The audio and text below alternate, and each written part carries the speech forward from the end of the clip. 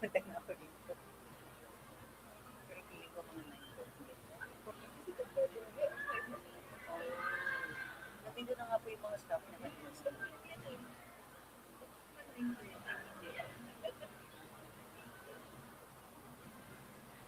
ano, 9 eh.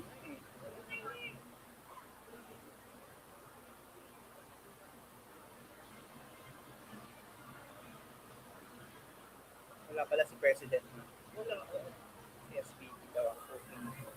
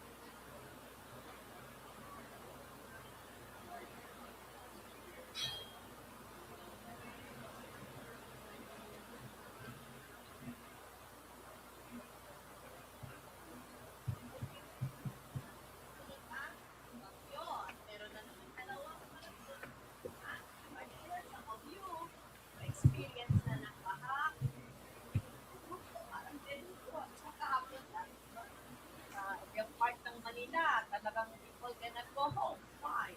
Because this is suffering. Dito rin sa atin. Lalo na yung mga taga-kami historic,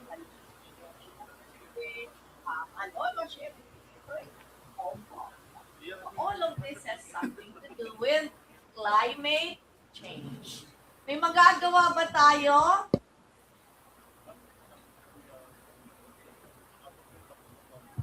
So ngayon, we will listen to no less than the Secretary of the Climate Change Commission of the Republic of the Philippines.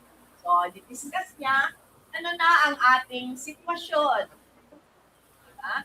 Hanggang kailan ba itong baha na to? May pag-asa pa ba? Ano, hindi lulubog. Sa lahat. Diba? So, sabi na, baka raw mabura na sa mapa ang nagunoy. Hello, sound check, sound check. CEU Malolos po, can I hear you? CEU Malolos, naririnig niyo po ako?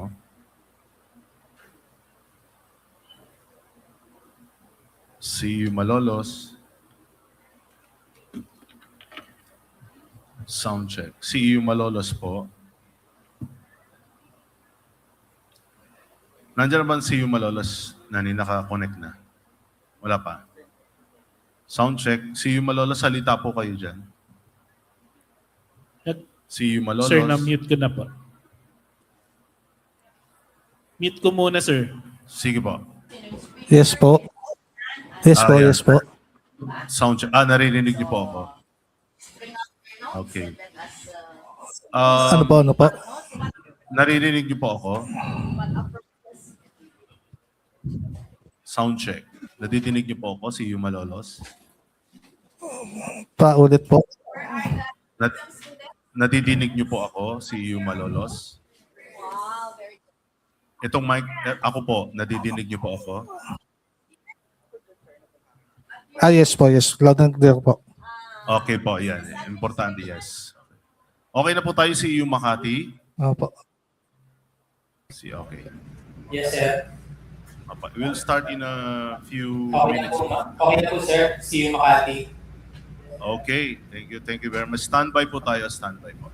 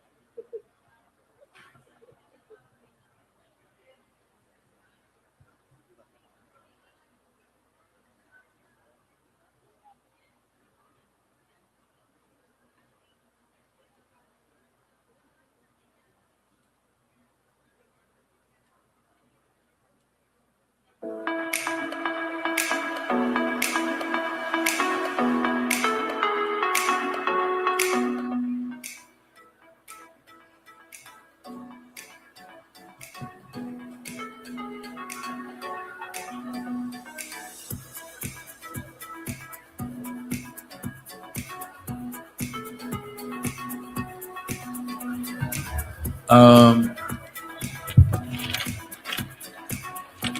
pwede pa nating i-occupy yung linya, third line. If you want to sit here sa magandang upuan, you can occupy this simula third line. Come on, if you want to. Wag na kayo mahiya. Yung nasa likod dyan, no? Pwede kayo dito.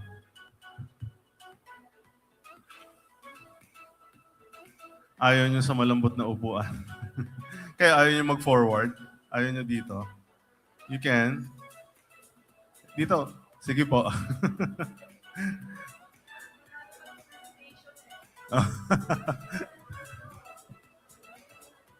Ay, ito yung pumapasok na to. Yeah, ito po. Dito po sa third line. Third line po. Dito po sa kabila. Yan. Yan, sige po. Sino pa pong may gusto? Dito po sa kabila. Yes. Para comfortable naman tayo. Yan.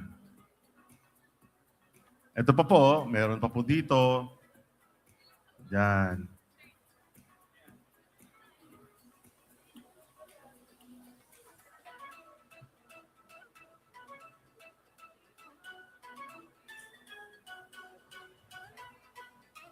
Sige, occupy that.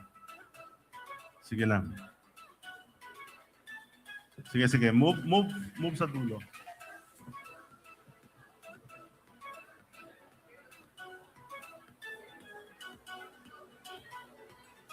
Yes. Okay. Okay na? Ayun, meron pa. Wag yung first row, ah. Don't use the first row. Yeah.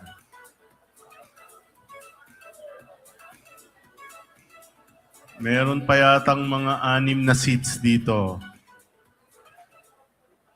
Yes.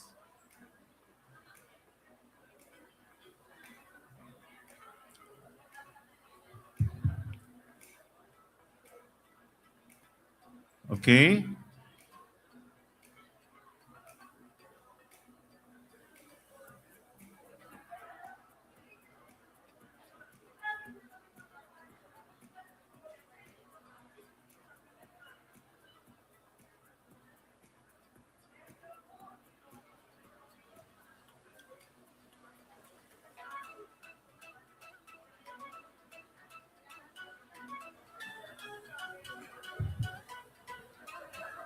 So our program will start in a few minutes. We're just waiting for our guest speaker. May I just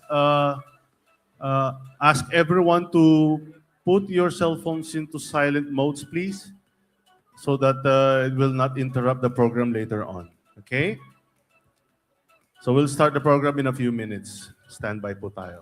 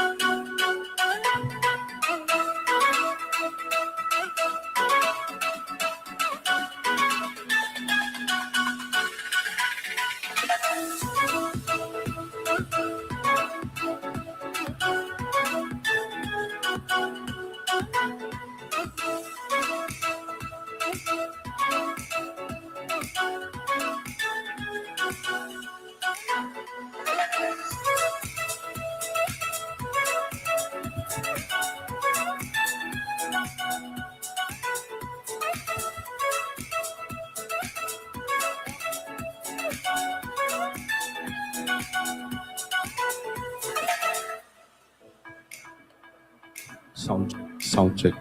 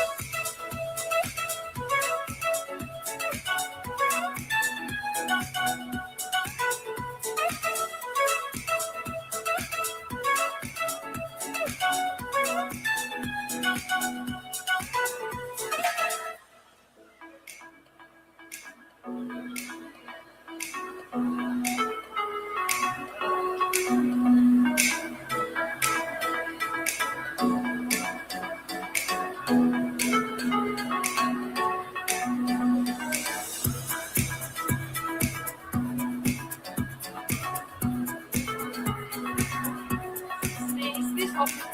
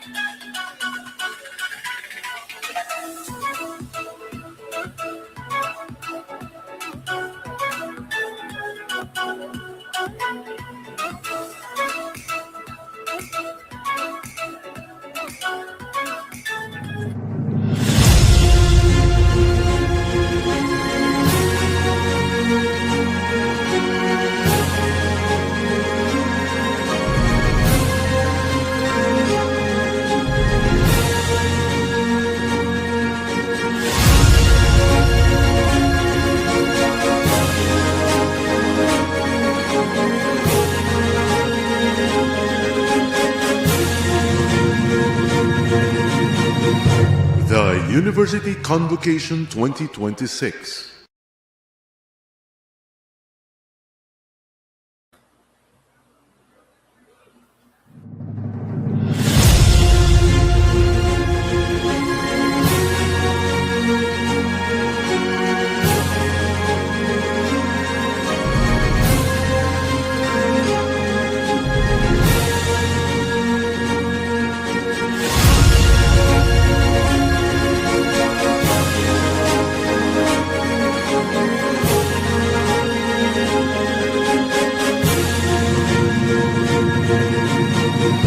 The University Convocation 2026.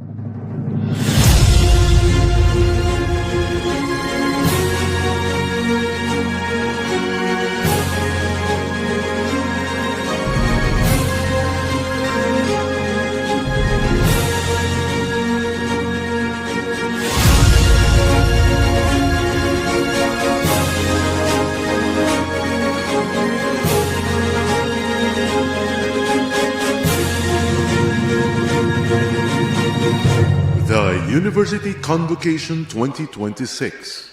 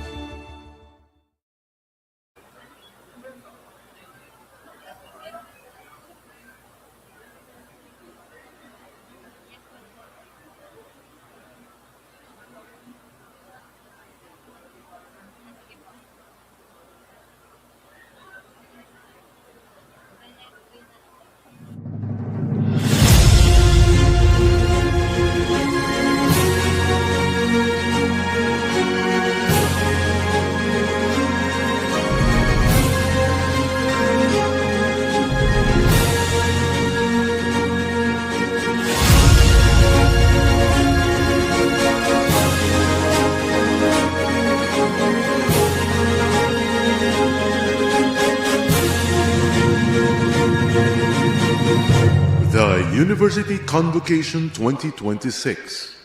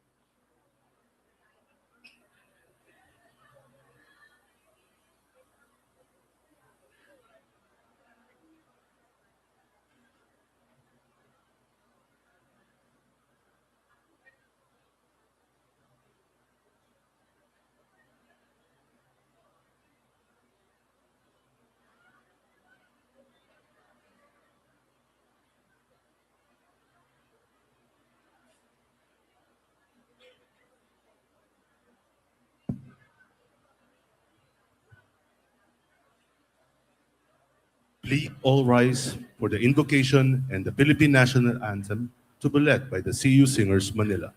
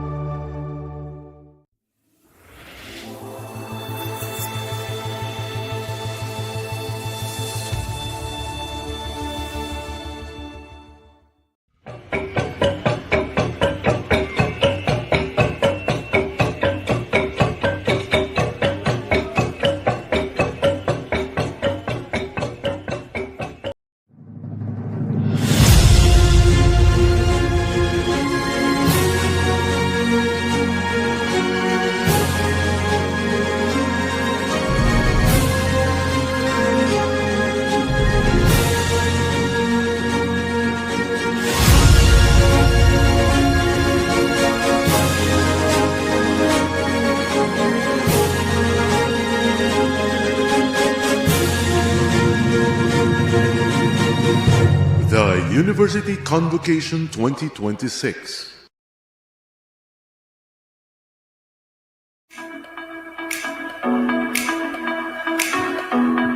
Ladies and gentlemen, please welcome our host, Professor J.C. Soto.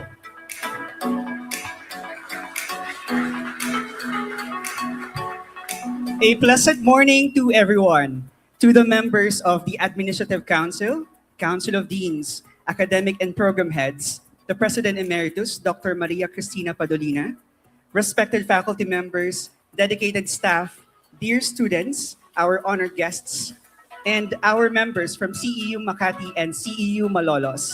Good morning. On behalf of the university, it is my distinct honor and privilege to welcome all of you to this year's University Convocation on innovative approaches to mitigate climate change and global warming.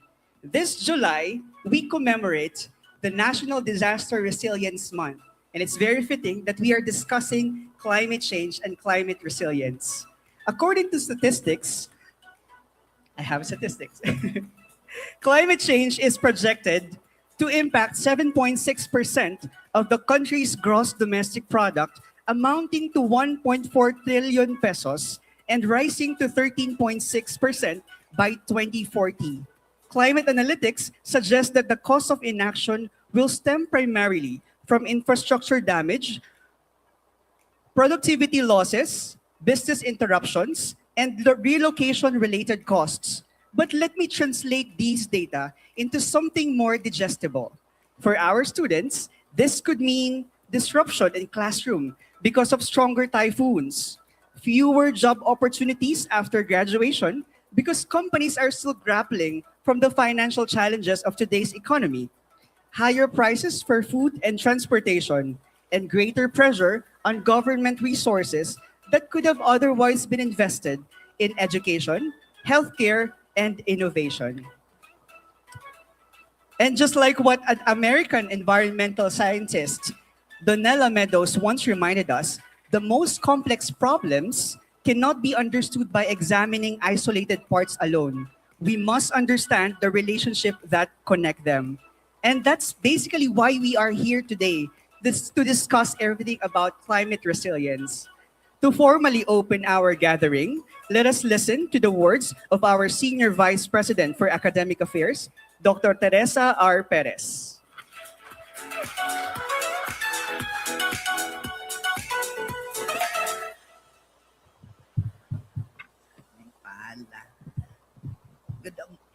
Hello.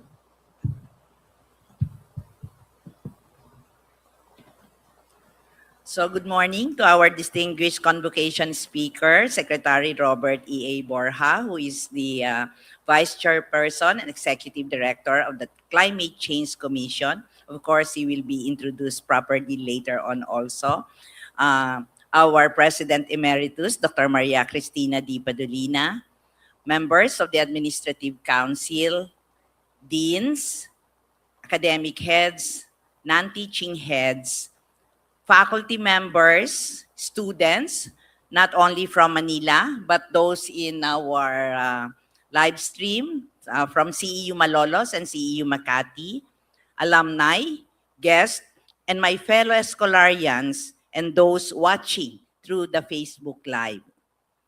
As we gather this morning for our annual University Convocation, allow me first to greet everyone a happy and meaningful celebration of Centro Escolar University's Foundation Day, although it's a month later. So, because the convocation is actually an activity of the Foundation Day of the university. So more than a commemoration of the day our university was established, Foundation Day is an opportunity to reflect on who we are, where we have come from, and what kind of future we are called to build. For 119 years, Centro Escolar University has remained steadfast in its mission of transforming lives through education, founded by visionary women led by Librada Abelino and Doña Carmen de Luna. CEU has consistently demonstrated that education is not simply about acquiring knowledge, but about forming individuals who will use that knowledge responsibly and ethically in the service of society. The enduring philosophy is beautifully and carefully thought of, Scientia y Virtud, science and virtue. Science without virtue can produce innovation without compassion. Virtue without science may have noble intentions, but lack the tools to solve complex problems. At CEU, we believe that both must always go together. Our graduates are called not only to be competent professionals, but also responsible citizens who use their expertise for the common good. Today's convocation reminds us how relevant that philosophy remains. The theme, Innovative Approaches to Mitigate Climate Change and Global Warming, could not be more timely. As what JC had said, climate change is no longer a distant prediction. We experience it through stronger typhoons, prolonged heat waves, and flooding, food insecurity, biodiversity loss, and threats to human health. These realities affect every nation, every community, and every generation. More importantly, they remind us that the choices we make today will shape the world we inherited by those who come after us. As a university, we have that unique responsibility. Universities are not merely centers for instruction. They are generators of ideas, incubators of innovation, and catalysts for social transformation. Every classroom discussion, every research project, every community engagement activity, and every decision we make as an institution can contribute to building a more sustainable future. At CEU, sustainability is not simply an advocacy that we discuss during special occasions like this one. It is a responsibility that must be reflected in our teaching, our research, our extension programs, our campus operations, and in the choices we must make every day. But beyond institutional responsibility lies an even deeper calling. As people of faith, we recognize that the earth is not ours to own, but God's gift entrusted to our care. In the book of Genesis, we are reminded that the Lord God took the man and put him in the Garden of Eden to till it and keep it. Those simple words carry profound meaning. Humanity was never given permission to exploit creation without limits. Rather, we were entrusted with the sacred responsibility to cultivate it wisely, protect it faithfully, and preserve it for future generations.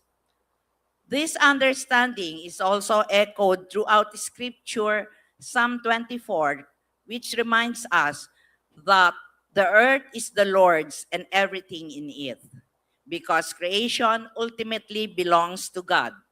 Our relationship with the environment is one of the stewardship rather than ownership. We are caretakers of a gift that has been entrusted to us, accountable not only to one another, but ultimately to the Creator Himself. And this is where Scientia y Virtud becomes especially meaningful. Science equips us with knowledge to understand climate change, develop innovative technologies, and discover sustainable solutions. Virtue guides us to use that knowledge with wisdom, humility, justice, and compassion. It reminds us that every scientific breakthrough should ultimately serve humanity and protect God's creation. When science and virtue walk together, innovation becomes an instrument of hope rather than merely an achievement. Our faculty can inspire environmental responsibility by integrating sustainability into their courses regardless of the discipline. This is also one thing that I want to follow up on our courses. We need to make good on this on the third year of our strategic plan.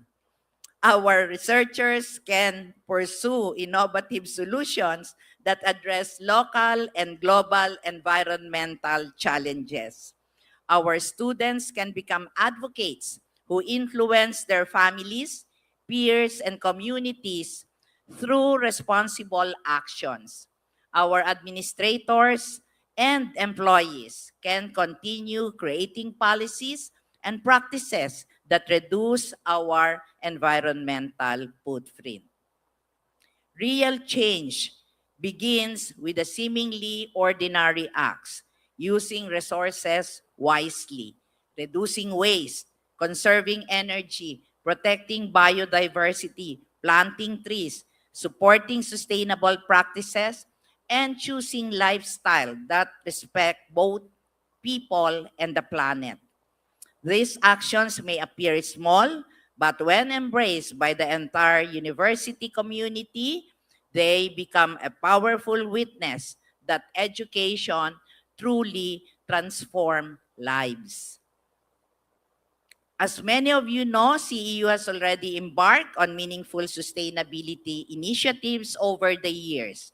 These efforts demonstrate that we are capable of making a difference. Yet, today's convocation challenges us to ask an important question. Can we do even more? I believe the answer is yes. Let us aspire to for CEU to become an even stronger model of environmental leadership among Philippine higher education institutions, not only through our policies and programs, but through the culture we cultivate. Let sustainability become part of the Escolarian identity, where caring for people and caring for the planet are inseparable. May every Escolarian become an ambassador of responsible stewardship. May the influence of CEU extend beyond our campuses, inspiring our families, our communities, our professions, and future generations to make choices that protect our common home. This morning, we are deeply honored to learn from someone who has dedicated his career to advancing climate action and sustainable development in our country. Secretary Borge brings to us not only his expertise and experience, but also valuable insights on how institutions and individuals can work together in addressing one of the defining challenges of our time. May his message inspire us not simply to listen, but to act, not merely to understand the science, but to practice the virtue that gives science its highest purpose.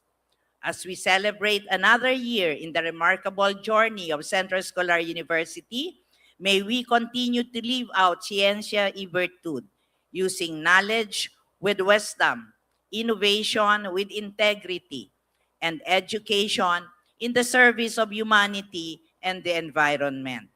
May we always remember that caring for creation is not only an academic or civic responsibility. It is a sacred trust entrusted to us by God. In fulfilling that trust, we honor both our university's mission and the Creator who has made us stewards of this beautiful earth. Thank you very much and magandang umaga po sa ating lahat.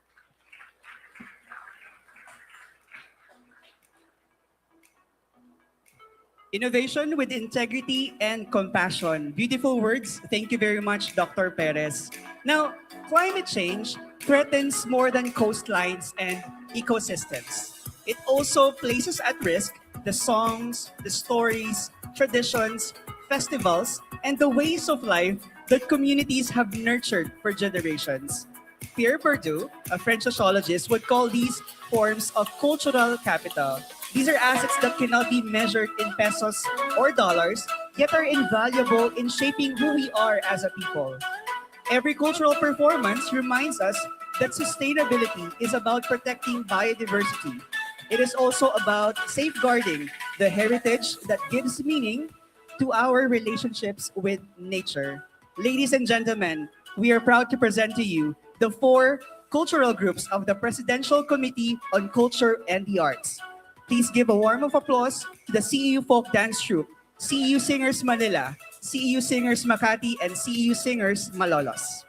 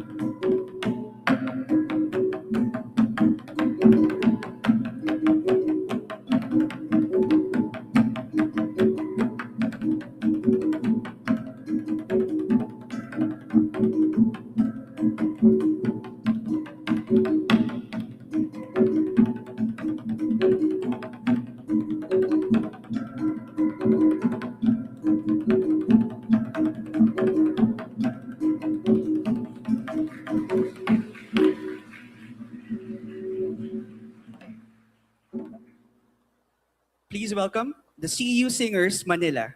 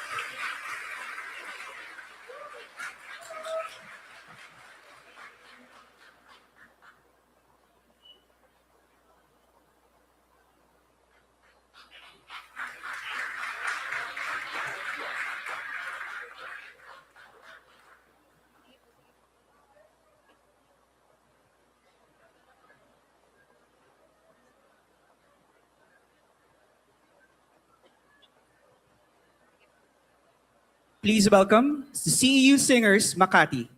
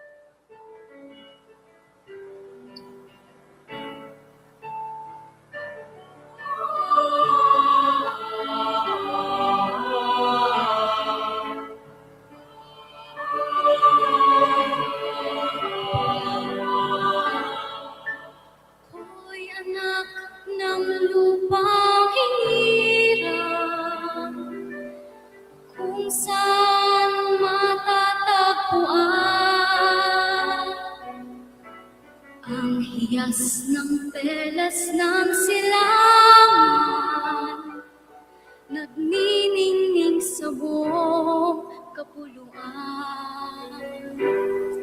Tagalay ko ang hiwaga ng silangan at sa mang bayan o lungsod, maging timog, hilaga at kanluran, ang Pilipino ay namumukod sa nating pinakadalog na bituin, nagkakaroon tagumpay ng ating langit, tagumpay ng ating bituin, ang tagumpay at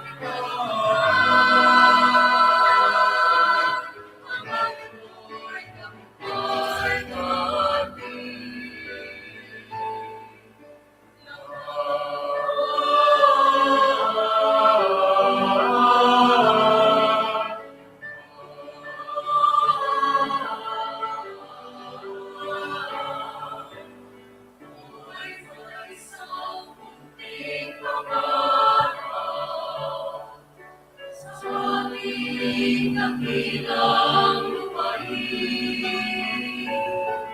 pagsasama natin pagsisikap,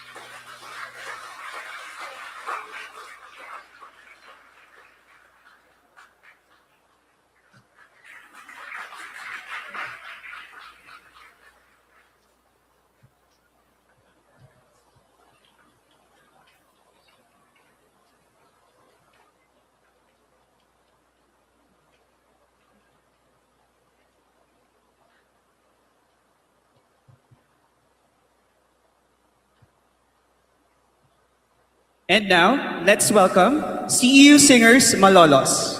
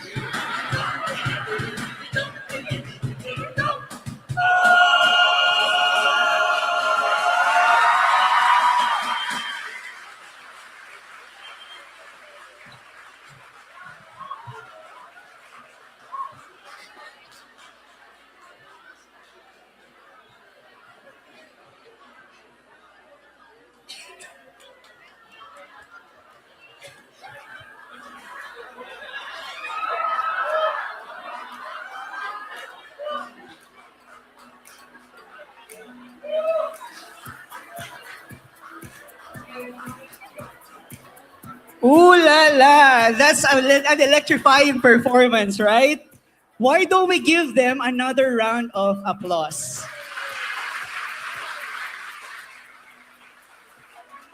Thank you very much again to the CEU Folk Dance Troupe, CEU Singers Manila, CEU Singers Makati, and CEU Singers Malolos. That was indeed a visual and auditory feast, right? Now, back to reality. Okay, before we listen to the convocation address of our keynote speaker, allow me to leave you with a thought. The French sociologist Pierre Bourdieu argued that societies do not thrive on economic capital alone. They also depend on social capital, the relationships that enable people to work together, cultural capital, the knowledge, values, and competencies that we cultivate, and symbolic capital, the trust and legitimacy that inspire collective action. Climate resilience perhaps calls upon all these forms of capital. It requires investments, infrastructure, certainly, but it also requires informed citizens, collaborative communities, credible institutions, and leaders capable of transforming knowledge into action. And as we listen this morning, let us ask ourselves, what kind of capital are we building? Not only for ourselves, but for the future of our communities and our planet. To introduce our guest speaker, let me call on the Vice President for Student Affairs, Dr. Carlito B. Olaer.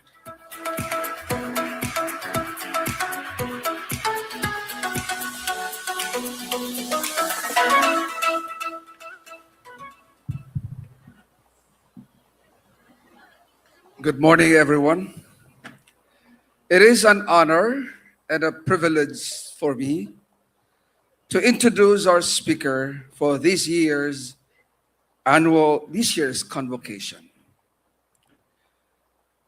A career diplomat with nearly 2 decades in government service, Secretary Robert E.A. Borge is the Vice Chairperson and Executive Director of the Climate Change Commission, the Philippines' lead policy-making body on climate change.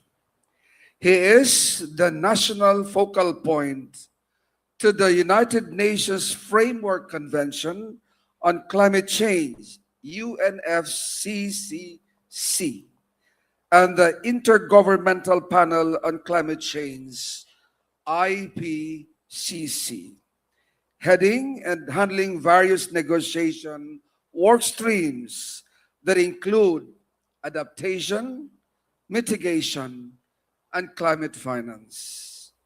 He has served as head of the Philippine delegation to UNFCCC, subsidiary bodies meetings, and International Seabed Authority General Assembly. In December 2023, the UNFCCC Secretariat appointed him member of the Adaptation Committee representing developing nations and making him the first Filipino to join the committee in its 14-year history.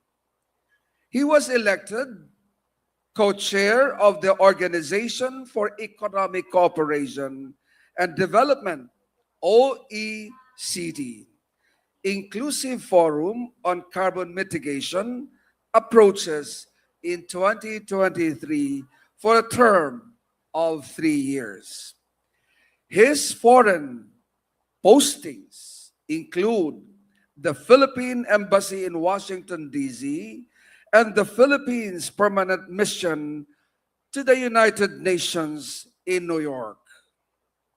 Mr. Borge was a fellow at the Rhodes Academy of Oceans Law and Policy in Greece and attended the Klingendijl, Netherlands, Institute of International Relations in The Hague, and the International Institute of Humanitarian Law in San Remo, Italy.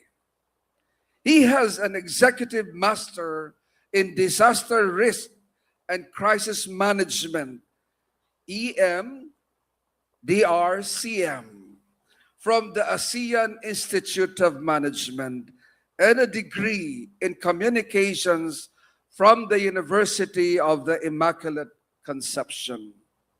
Secretary Borge is a recipient of 3 Presidential Awards for outstanding and exemplary service. The Orden ng Lakandula, Ranggong Pinuno, Gawad Mabini, Ranggong Dakilang Kasugo in 27, and the Gawad Mabini with the rank of Grand Cross, Dakilang Kamanong in 2021. He is the son of retired Admiral Adolf P. Borge of San Fernando, La Union, and Barangay Captain Eleanor Alabado of Coronadal City, South Cotabato, and is proud to be Tubong Provinciano. To further introduce our guest speaker, please watch this video.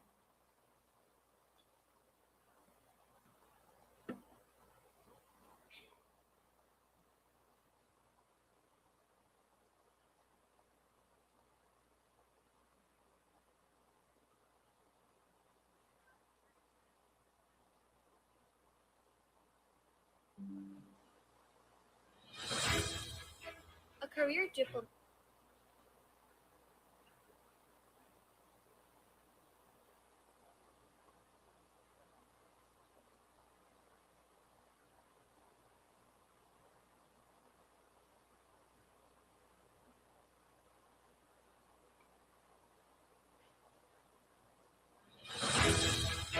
A career diplomat with more than 2 decades in government service, Robert E. A. Borge is the Vice Chairperson and Executive Director of the Climate Change Commission, the Philippines' lead policy-making body on climate change.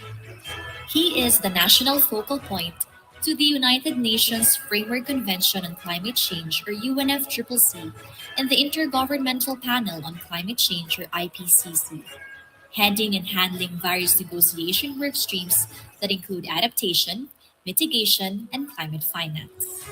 He has served as head of the Philippine delegation to the UNFCCC subsidiary bodies and Conference of Parties meetings and International Seabed Authority General Assembly. In 2023, the UNFCCC Secretariat appointed him member of the Adaptation Committee representing developing nations and making him the first Filipino to join the committee in its 14-year history. He was elected co-chair of the Organization for Economic Cooperation and Development, or OECD, Inclusive Forum on Carbon Mitigation Approaches in 2023 for a term of 3 years. His foreign postings include the Philippine Embassy in Washington, D.C., the Philippines Permanent Mission to the United Nations in New York.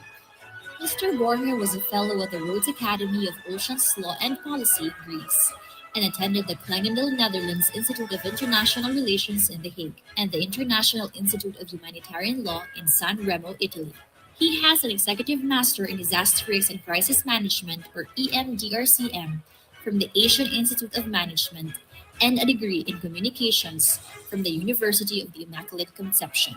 He is a recipient of 3 Presidential Awards for outstanding and exemplary service: the Orden ng Lakandula, Ranggong Pinuno, Gawad Mabini, Ranggong Dakilang Kasugo in 2007, and the Gawad Mabini with the rank of Grand Cross Dakilang Kamanong in 2021. He is the son of retired Admiral Adolf P. Borge of San Fernando, La Union, and Barangay Captain Eleanor Alabado of Coronadal City, South Cotabato, and is proud to be Tubong Provinciano. Ladies and gentlemen, Vice Chairperson and Executive Director, Robert E. A. Borge.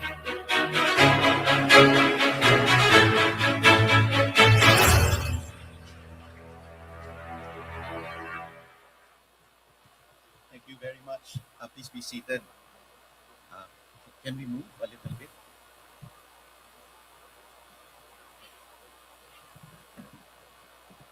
Thank you very much for that very extensive introduction. I just want to say, I hope you can hear me. I've been as a Foreign Service officer assigned to many parts of the world, traveling to 5 continents. But now I do find myself right back home where I think rightly, where there is much work to be done. So maraming salamat po sa introduction. Naririnig po ba ako? Yes? Yes, no? Magandang umaga. I'm back. For those who did not, I did not have the honor of meeting during my first engagement here with Pisere. It feels good to be back, even if I'm not an alumnus of Centro Escolar University. Still, I feel like I'm at home. So maraming salamat po sa inyong pagtanggap sa akin. When I was asked about this particular invitation, I made sure that I would be involved not only in the preparations but also for the speech, because I know that this is an important event for Centro Escolar University. I'm known for going off script for my speech, but I also know that, yes, go ahead.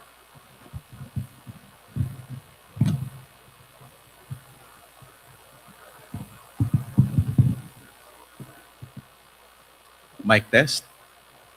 Better? Ulitin ko po from the start. No, maraming salamat po.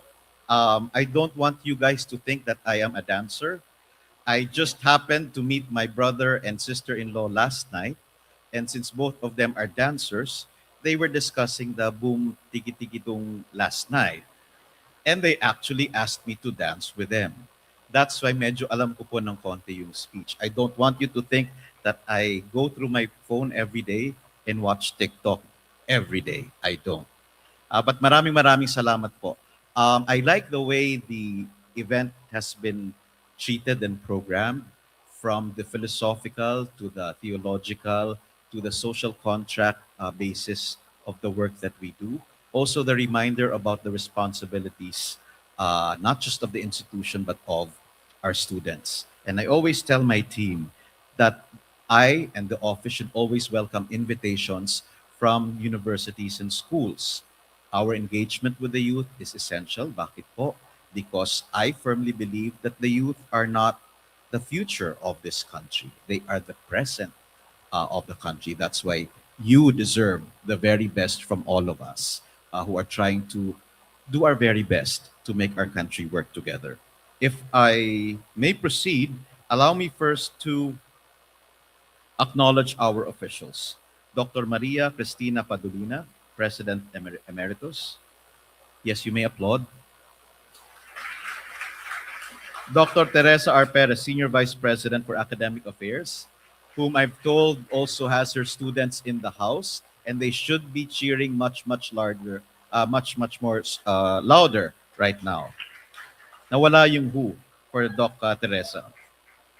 2, Dr. Maria Clara Perlita Erna Villabot, VP for Research, Innovation, and Institutional Development. Dr. Carlito B. Olaer, VP for Student Affairs. Dr. Roda Aguilar, University Registrar. Dr. Maria Flordelisa L. Anastasio, VP for CEU Malolos. It's a very enthusiastic member of the crowd right there.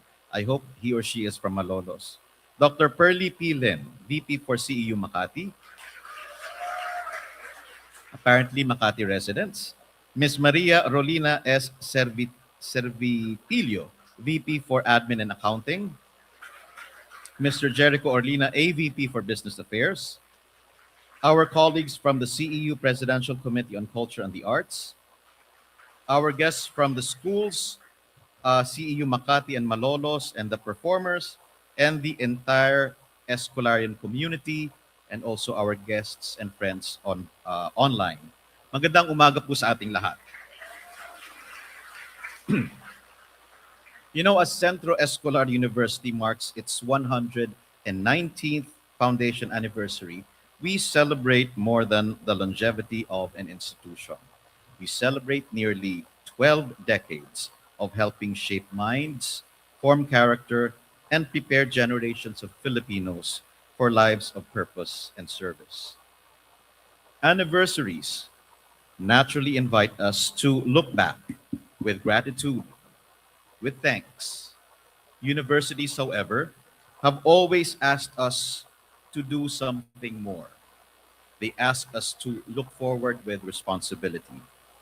Maybe this is why it's very fitting that we gather today around one of the defining questions of our time. You know, outside this hall, the rain continues to fall. Some of us hardly noticed it because we're inside the hall. We arrived safely, we found our seats, and this gathering proceeds as planned. But somewhere else in our country, in Metro Manila, that same rain means something entirely different. For one farmer, it brings relief after weeks of waiting. For another family, it brings quiet anxiety. Why? Floodwaters begin to rise.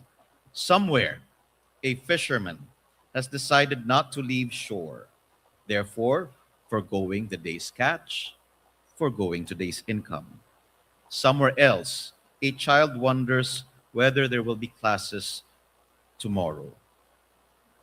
The same rain, different realities, but one Philippines.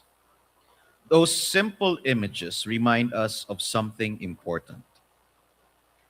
The future and the present are never experienced equally, but they are always shared. You know, some Filipinos begin life with greater opportunities than others. Some communities carry greater risks than others, and some families recover quickly after hardship, but others spend years trying to rebuild what was lost. And this is the frame that I bring with me here at Centro Escolar University. I wanted to change the theme, make it more responsive, I think, to what our youth need to know, and more than what they need to know, maybe to ask the very uncomfortable questions that they should be asking, not just for themselves, but also of us adults. None of us ultimately escapes the consequences of the choices we make together. That is the nature of our republic, our beloved Philippines. We may all live different lives outside of these halls, but we always share one future. And that future does not simply arrive. That future is built. It is built by decisions we make long before their consequences become visible, by institutions that choose integrity over convenience, by citizens who understand that rights and responsibilities grow together. It is built by communities willing to look beyond immediate needs and prepare for the challenges that have not yet arrived. And it is built by generations willing to think beyond themselves. You know, when we speak about tomorrow, therefore, we are not merely speaking about a date on the calendar. We are speaking about responsibility. The Philippines we hope to become will never emerge by accident, will never happen magically. It will be shaped by the choices that we make long before we fully appreciate its consequences. And that is why I have come to believe that climate change is no longer merely an environmental conversation or discussion, nor is climate change purely a scientific discussion. It has become a conversation about the kind of nation we are choosing to build, the kind of Philippines we want to build now and for our future. We often describe climate change as one of the defining challenges of our century, and I fully agree. But I also believe climate change is asking something even more fundamental of us. Climate change is asking us, our institutions, ourselves, whether we are capable of thinking beyond the next emergency, whether our decisions are guided by evidence rather than convenience, whether we, as a people, possess the discipline to prepare before crisis compels us to act. In many ways, climate change has become one of the clearest mirrors through which our nation, the Philippines, and Filipinos can see themselves. Climate change, mga kaibigan, does not care about political affiliations. It does not recognize administrative boundaries. It does not distinguish between the rich and the poor, although its consequences, ang epekto nito, often fall most heavily on those least able to bear them. Climate change, we think, does not define our national character. But sa kapanahunang pong ito, climate change reveals our national character. And I say this philosophically. I am part of government. I know that we are responsible for many things. But I ask this question of us as Filipinos together. Climate change reveals whether we invest in prevention or remain content with reaction, whether we build communities that anticipate risk or merely respond to tragedy, whether we understand that good governance is measured not only by what we accomplish today, but also by what we prevent tomorrow. May I say that again, especially to our youth. Whether we understand that good governance is measured not only by what it accomplishes today, but more importantly, what it prevents tomorrow. Perhaps this is why our conversation belongs in this university and in other universities, communities of knowledge. Universities do not simply preserve knowledge, they cultivate judgment. They prepare our society long before society fully understands what it will one day need. That is one of the greatest acts of faith of any institution can perform. And mind you, never before has humanity understood so much about the world around us than right now, which would lead you to so many questions. Dapat, as a nation, as a people, as the youth of the Philippines. We can already forecast storms with remarkable accuracy. We can model future climate conditions.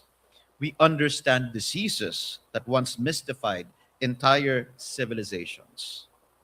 We possess technologies previous generations could scarcely imagine.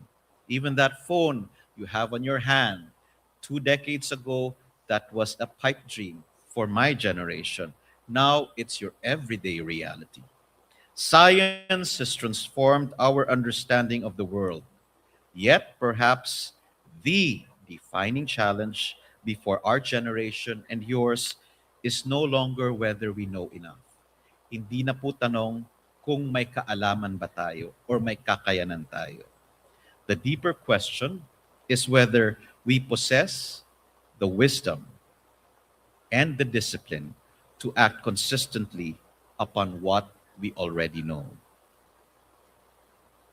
Knowledge is no longer our greatest limitation. Judgment is. It is perhaps no coincidence that the international community, which the Philippines belongs to, recognized climate action as one of the Sustainable Development Goals, SDG 13. It is often described as a goal in itself. It is also one of the conditions that allows many of the other goals to endure. Health systems cannot flourish if hospitals are repeatedly destroyed, or simply become disaster response centers. Education suffers when classrooms repeatedly become evacuation centers. Food security weakens when harvests repeatedly fail. Economic opportunity narrows when communities remain trapped in the cycles of loss and recovery. Climate action, therefore, is not simply about protecting the environment. It is about protecting the conditions that allow development to continue. Uulitin ko po, climate action, transformative climate action, particularly in the context of the Philippines, is about protecting conditions that allow development, and may I add, the people to prosper and develop. It is about protecting people's choices.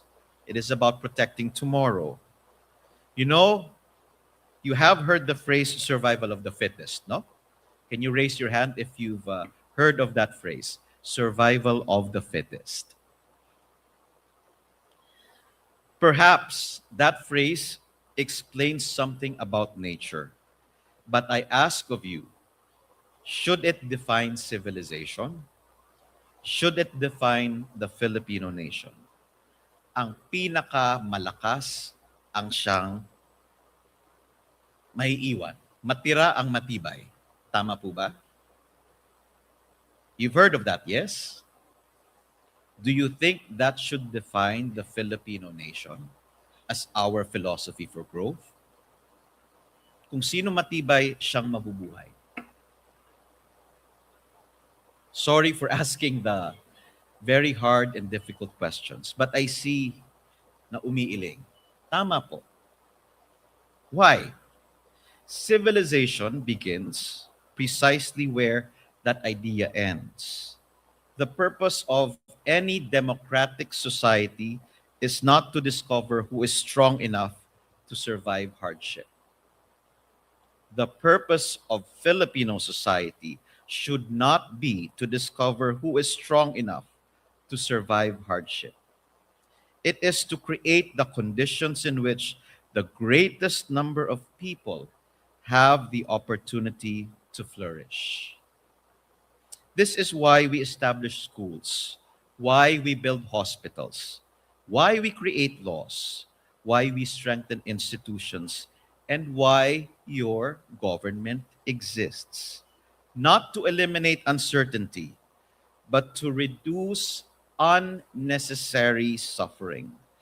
Not to guarantee identical outcomes for everybody, but to expand genuine opportunity for all.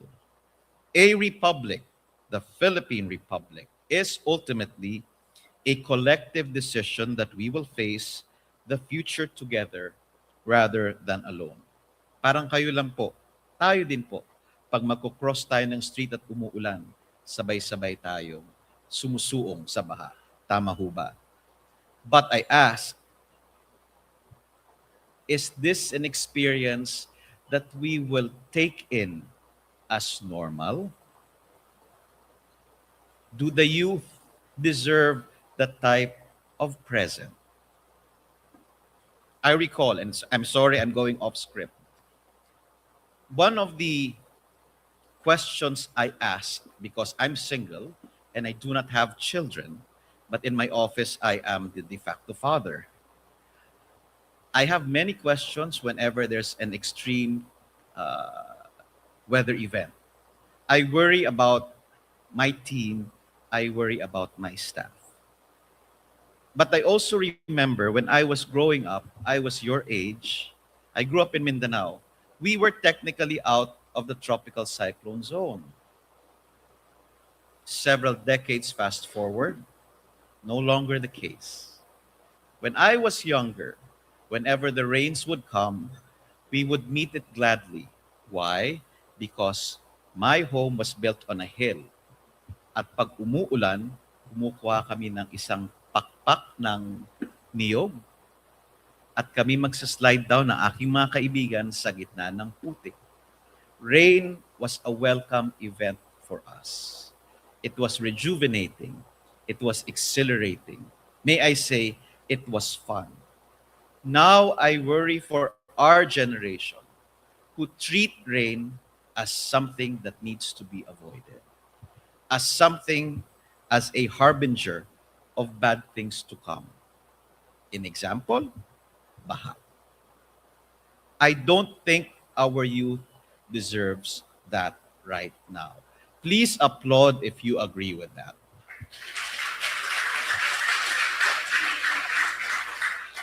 Please applaud if you think you deserve more.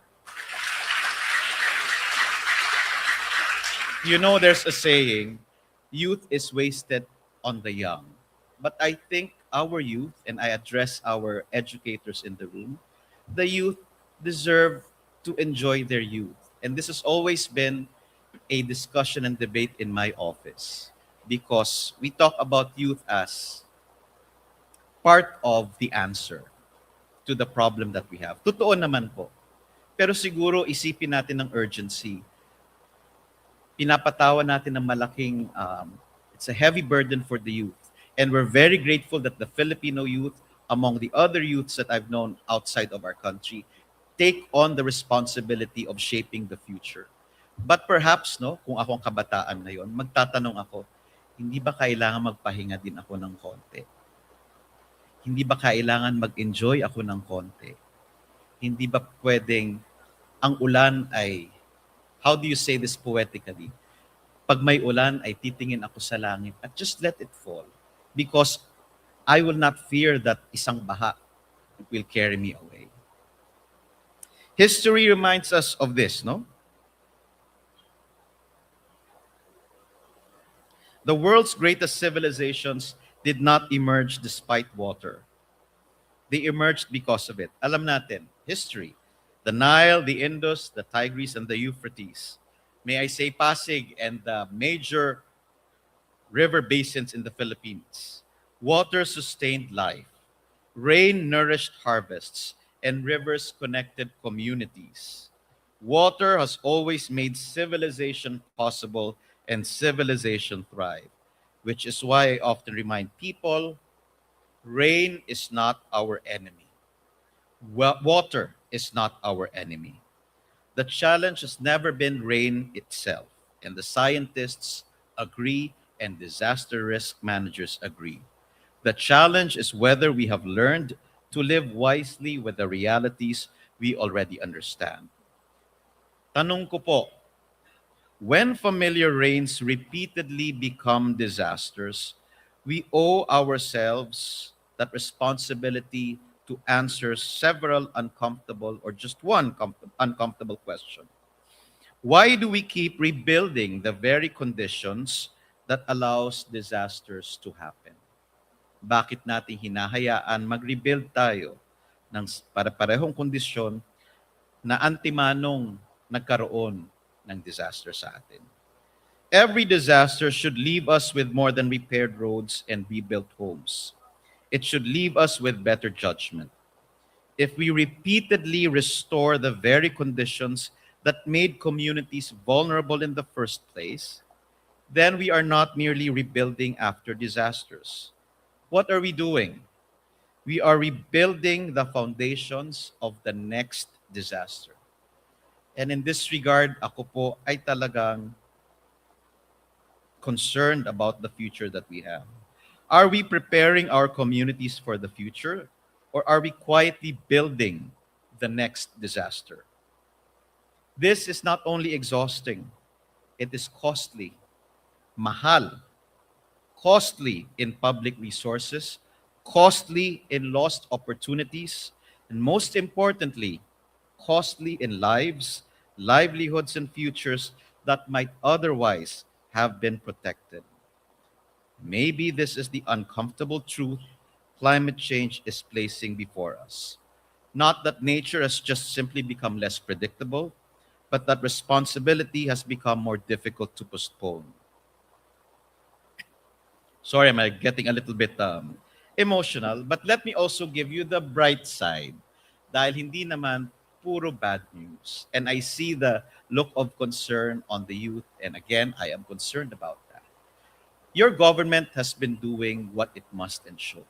for the first time, the Philippines submitted and completed its very first National Adaptation Plan. That National Adaptation Plan identifies 8 priority areas to address the very same concerns we are talking about now. We also have the Nationally Determined Contribution, which allows us to address issues on our greenhouse gas emissions and how to lower it. Bakit po? Dahil ang greenhouse gas emissions natin ang nag-fuel ng ating climate change. I just want to reassure the audience that the plans are there based on science, based on evidence, based on an extensive intergovernmental consultation and consultation with our academe, the private sector, and with our CSOs. Pero syempre po, ang plano ay plano lamang kung hindi natin gagawan ito ng paraan para ma-implement. We are working on the implementation, and maybe what I ask of you is become even more an active partner. Maybe my ask for Centro Escolar University is to be even more a active partner in nation building. You know, in public service, I have learned that every forecast eventually becomes personal. Behind every satellite image are communities, and behind every projected path ng tropical cyclone or ng bagyo ay bahay ng isang pamilyang Pilipino. Someone's livelihood, someone's business, someone's classroom, someone's child is in that way. It is easy to discuss climate change in terms of degrees Celsius, millimeters of rainfall, hectares affected, or billions of pesos in damages. Those numbers matter. They help us understand the scale of the challenge. But again, no community has ever experienced climate change as a statistic. It is experienced as you do. Interrupted schooling, loss of livelihood, loss of harvest, loss of houses, sometimes loss of hope. Climate change is lived one household at a time, and one community at a time, and one decision at a time. And this is why I have never been convinced that climate policy is only about climate or the environment. At its heart, it is about people, our people, and that's you. It is about whether families continue to have choices, whether our youth, you right now, have choices to make, whether development remains possible despite a changing climate. And in many ways, adaptation is simply another way of asking a very profound human question. How do we ensure that tomorrow does not become smaller than today? That question has stayed with me throughout my years in public service, not because the answers have always been clear to me, but because the clarity of the responsibility is. You know, there are days, I will be very, very honest, when the scale of the challenge feels very overwhelming. There are days when another weather bulletin arrives, another flood, another drought, another community placed at risk. And on those days, I remind myself that despair has never protected a single community, and neither has wishful thinking. The future is not shaped and will not be shaped by optimism alone. It is going to be shaped by judgment, by preparation, by the quiet, patient work of making better decisions before circumstances leave us no choice. Make no mistake, though, science remains indispensable. It allows us to understand reality as it is. It helps us anticipate risks that cannot yet be seen. It gives us the best available evidence upon which to act. Now, let me reassure again our youth. Yesterday, I attended a public hearing in Congress about climate change expenditure tagging. And I will have to say, our congressmen are also working on the vision of our president in making that quantum leap to a more climate resilient Philippines. They are now asking where we are investing our taxes, in climate resilience.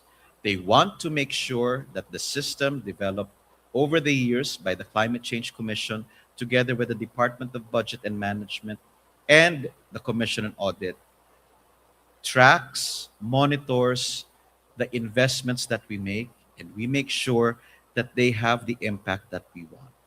And these, my friends, I will have to say, have been chaired by our younger congressmen, who I believe are showing the pathway towards climate leadership.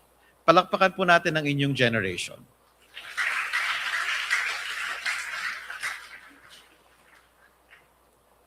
Again, no?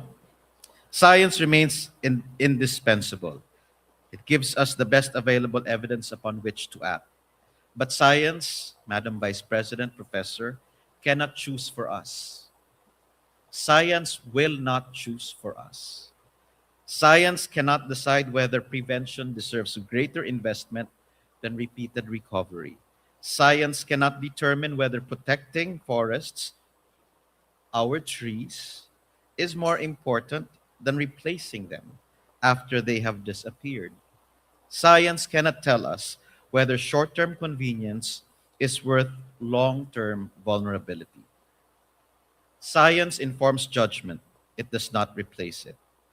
That responsibility belongs to all of us, to citizens, to professionals, to business leaders, to civil society, to government, to every institution that shapes our common future.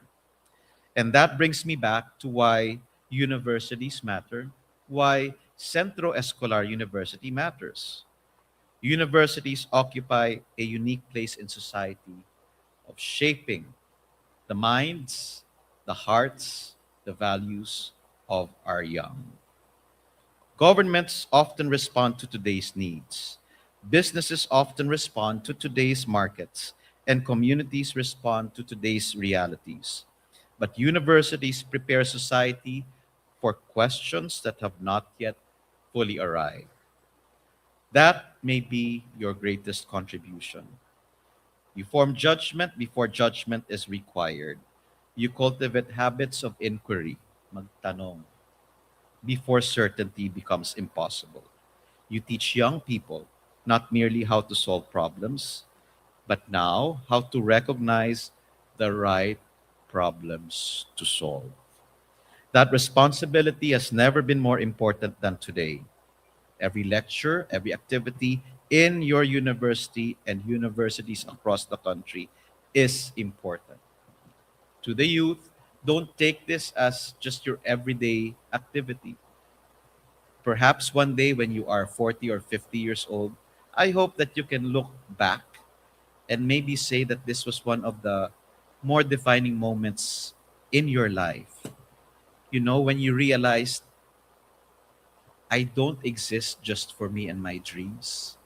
I also exist for the dreams, not just of my family, not just of my community, but also for the dreams of my country. Again, they may seem like ordinary parts of university, but they quietly shape decisions that will someday be made, depending on your degrees or wherever your destiny takes you. They may be in hospitals, in laboratories, in engineering firms, in schools, in businesses, in courtrooms, maybe even in the office of the president. Somebody is here in the audience right now, and he or she might become president, senator, congressman in the future. Education, therefore, is much more than preparation for employment. And I'm glad that this has been very clear in the creed of Centro Escolar University. What it does is it prepares all of you for citizenship. Citizenship is not simply the exercise of your rights. Hindi lang po kung ano yung karapatan natin. Tandaan natin, we need to accept the responsibility for a future. A democracy is not there just for your rights. It is also there for you to be reminded that you have responsibilities.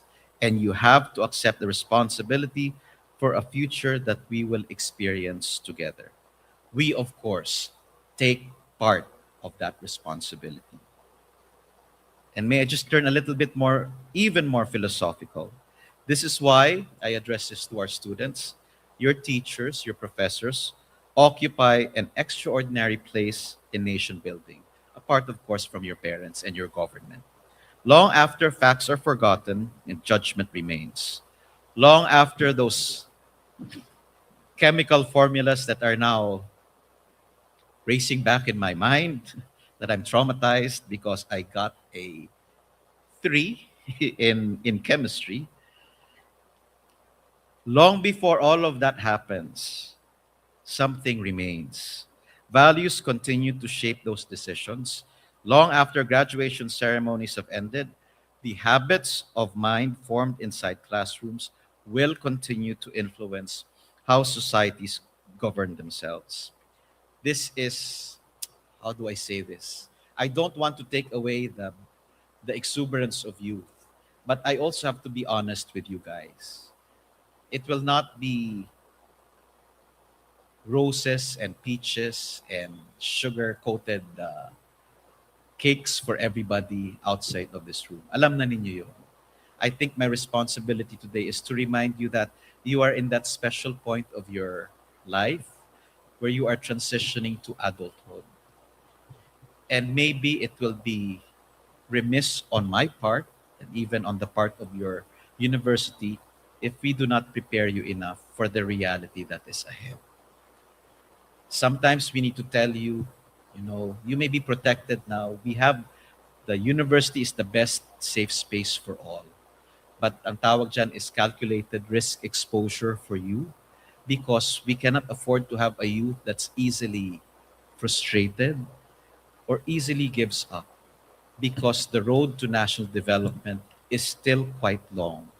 And while we, patanda na po kami, will continue the journey with you, I personally want, and I think my team also joins me, we want to prepare you so that when you take on formal responsibilities of power and authority, you will not have a difficult decision to make. I will be very honest, for us, it's difficult, very challenging. But I think if we continue to support you, if we continue to build you, if we continue to help you become a better adult, the future becomes much, much brighter for all of us. Knowledge equips us to earn a living, but judgment equips us to build a nation. And that is a distinction we should never lose. We often ask whether our young people are prepared for the future. That is an important question. But perhaps the other important question we should ask ourselves is, are today's institutions becoming worthy of the young people we are preparing? Are we building governments capable of thinking beyond election cycles? Are we building businesses capable of looking beyond the next quarter? Are we building communities capable of balancing today's needs with tomorrow's responsibilities? Are we building universities that continue to ask difficult questions, even when comfortable answers are much easier to discuss? Those questions are not directed at one institution or one person alone. They belong to all of us, because the quality of our future generations will always depend upon the quality of the institutions that shape them. Again, we often describe young people as the future, but that is incomplete. They are now. Young people are the present. And the decisions that you will make will help shape the Philippines far sooner than many of us imagine. Our responsibility, therefore, is not simply to encourage you to dream. It's good to dream. It is to prepare you, though, to exercise judgment. What are those dreams for? To distinguish evidence from opinion. Tama ba ito't makatotohanan o opinion lamang ng iisang tao? Principle from convenience. Prinsipyo kesa sa mas madali itong gawin, so itong gawin natin. Leadership from popularity. Progress from mere activity. For in the end, societies are rarely transformed by extraordinary moments alone. They are transformed by ordinary decisions made consistently over many years by people who understand that every choice either enlarges or diminishes the future available to others. That, I believe, my friends, is the deeper purpose of education. To prepare not only to prepare people for successful careers. Who would not want a classmate who's successful, a son or a daughter who is successful in their career? But more than that, to prepare you for meaningful lives. Lives that strengthen the communities to which you belong, lives that leave institutions stronger than they found them, lives that understand that leadership is ultimately measured not by the positions we occupy, but by the future we help make possible for others. And this I always remind to my team. We are in government because we're supposed to make good decisions for people we do not meet, we will never meet, but we are intrinsically connected to.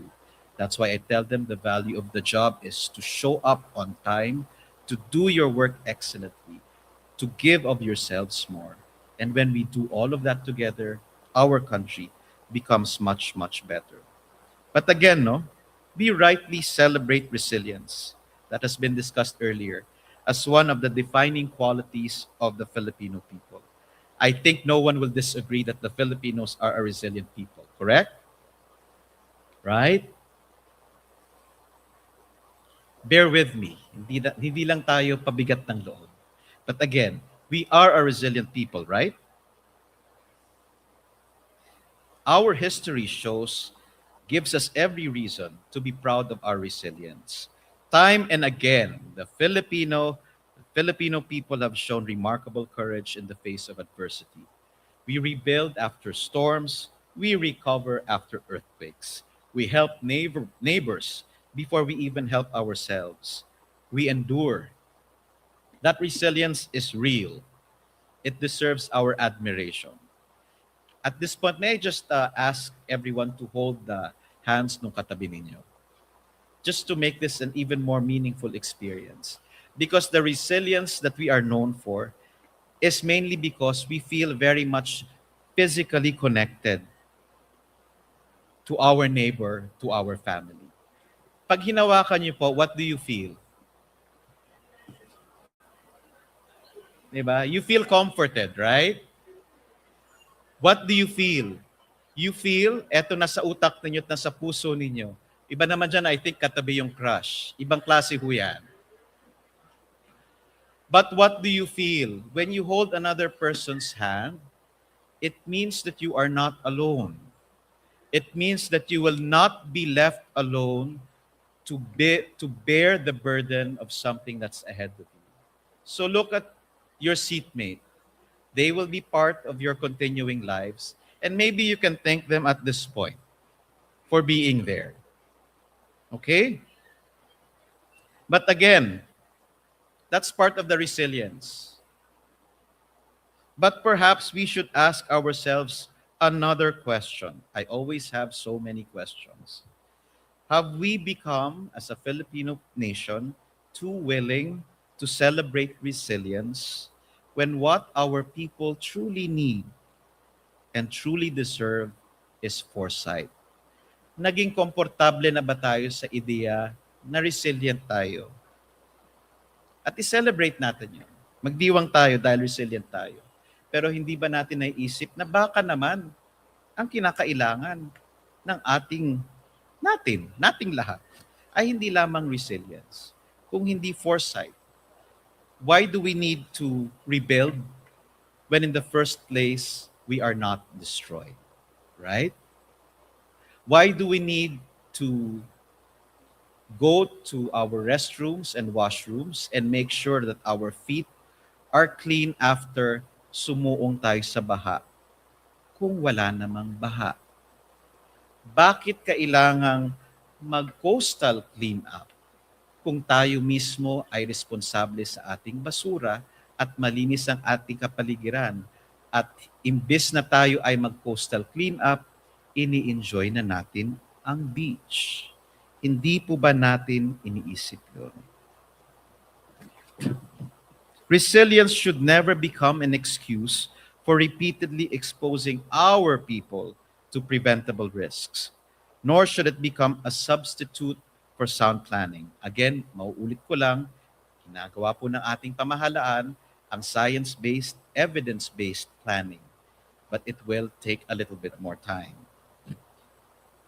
The highest measure of governance is not how efficiently we respond, is not just how efficiently we respond after disaster strikes. It is how rarely our people are needlessly placed in harm's way in the first place. Yung sinabi ko kanina. That is the difference between reacting to the future and preparing for it. The Philippines, I believe, has never lacked for talent nor intelligence. It has never lacked compassion. It has never lacked courage. What our and your generations are being asked to demonstrate is whether we can match those qualities with the discipline to think beyond the immediate horizon. Wag masyadong short term. To invest before crisis demands this. To cooperate before circumstances force it. To build institutions that remain worthy of public trust long after those who lead them have moved on. Every generation inherits a country. My generation inherited a very different Philippines from the Philippines that you will be inheriting from us. The Philippines we inherited was built by people whose names many of us will never know. Again, take us back to the line of connections. Teachers who stayed long after classes ended. Personally, my teacher who never asked for any payment but volunteered to mentor me and 5 of my classmates on advanced calculus and on journalism. Walang bayad po. Scientists who quietly expanded the boundaries of knowledge. Public servants who chose integrity over convenience. Entrepreneurs who created opportunities for others. Sometimes, sa magiging trabaho ninyo, mentors/tormentors who will always be behind your back, seemingly pinipressure kayo, and you think, ano ba ito? Ito na lang ang nararamdaman ko everyday. But in fact, that mentor/tormentor believes in your capabilities and does not want you to settle because he or she knows that you can be much, much better.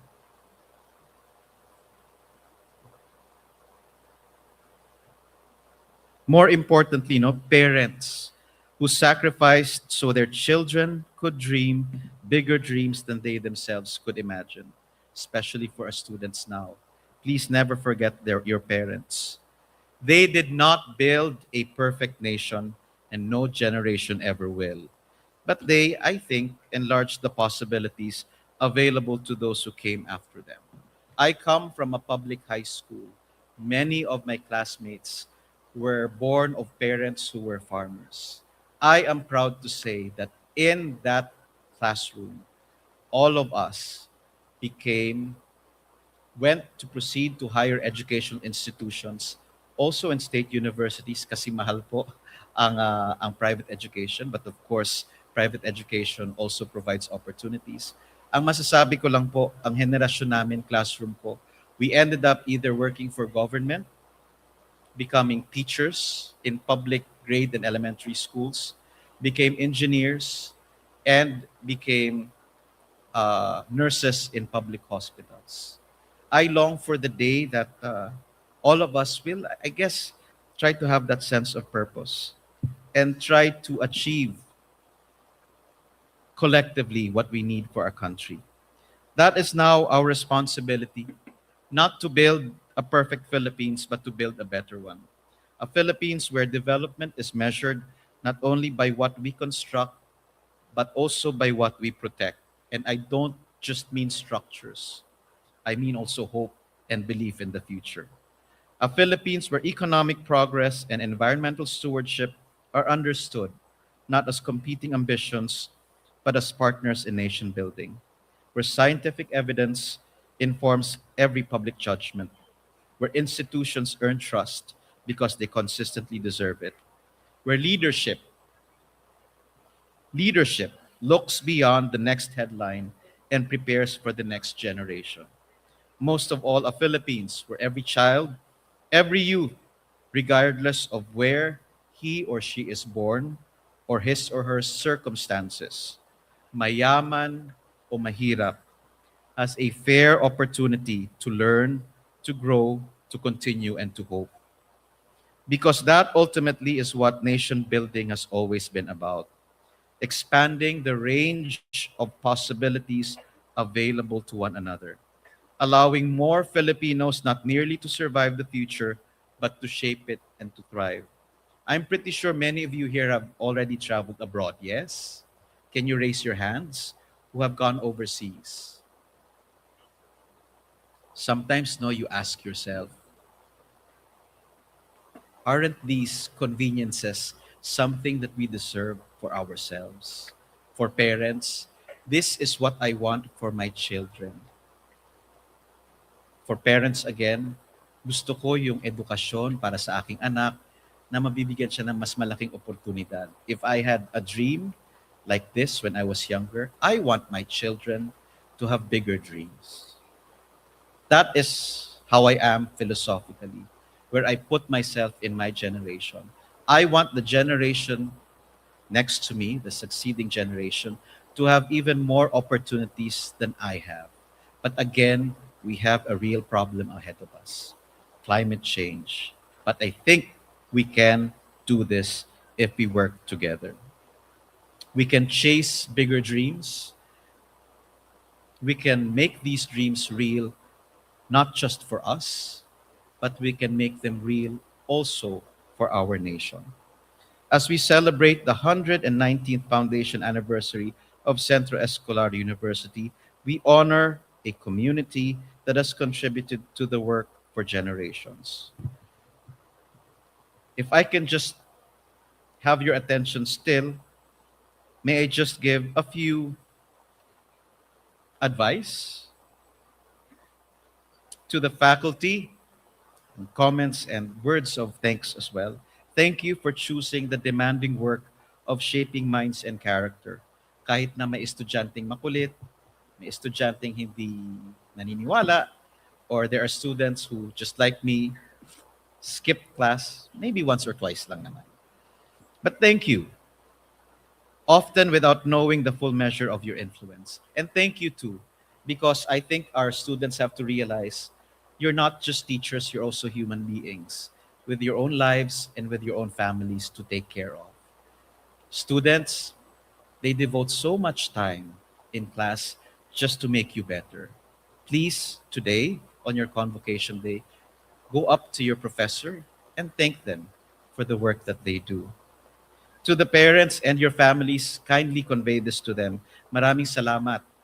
They sacrifice so that you are in this hall, so that you can chase a dream that you so desire for you and your life. And for the students, please allow me to leave you with one final thought. Your generation will inherit not just opportunities, but also challenges, unlike any before it. But you will also inherit knowledge, technology, and opportunities, unlike any generation before you. So your question is not whether your future will be uncertain. Every generation will face uncertainty. The question that you will be faced is what you will choose to do with the opportunities entrusted to you. And if you are to make that choice, may I offer these words of advice. Please choose curiosity over complacency. Choose evidence over assumption. Choose integrity over expediency. Choose service over self-interest.